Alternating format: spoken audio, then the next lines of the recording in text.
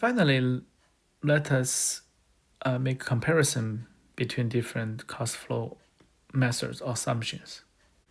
The FIFO result in a great ending balance of inventory, but less cost of goods sold than LIFO in general, while average is between these two.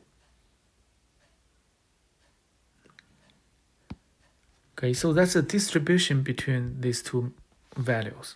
The sum of both cost goods available for sale is same, 71,500. Why we have this conclusion? The reason there is an important assumption. Remember, we assume the cost per unit keep increasing for the follow-up purchase. The reason may be because inflation is very common, so the cost keep increasing, which is a very realistic and reasonable assumption. Under this assumption, usually we have this result. It also makes sense because FIFO will recognize early inventory as cost of goods sold, while early inventory is cheaper. So that's why cost of goods sold is lower.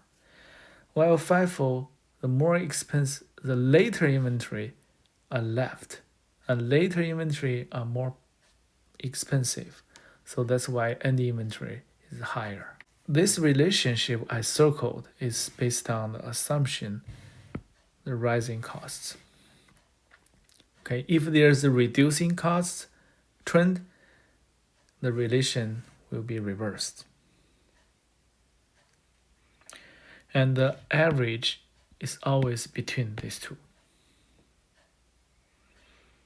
And FIFO, LIFO actually are two extreme value. Average is between. The application of inventory cost flow assumption, here we are given in practice, FIFO is the most common method, 47%. LIFO, 22%. Average, 20%. Others, only 9%. And these methods are all permissible under US GAAP. Company cannot switch FIFO, LIFO across years. Once they use a method, usually they continue to use the same methods. If they change, they have to restate their financial statements. Okay, let's do this practice. The question asks us ending inventory using FIFO. We are given the 3 batches of inventory. A number of units sold was given. First in, first out. So this is first in, first out, then out. Okay, there was only 40 units left. We know the 40 units must from the last batch. So cost per unit is 30, so multiply 40, that's 1,200. Answer is D.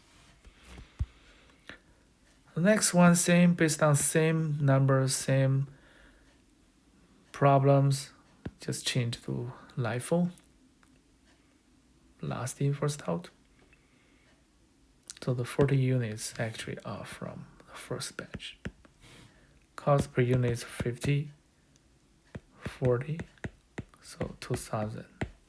And also these two questions are based on periodic inventory system. That's why we can use all the information from beginning to the end because of periodic inventory system.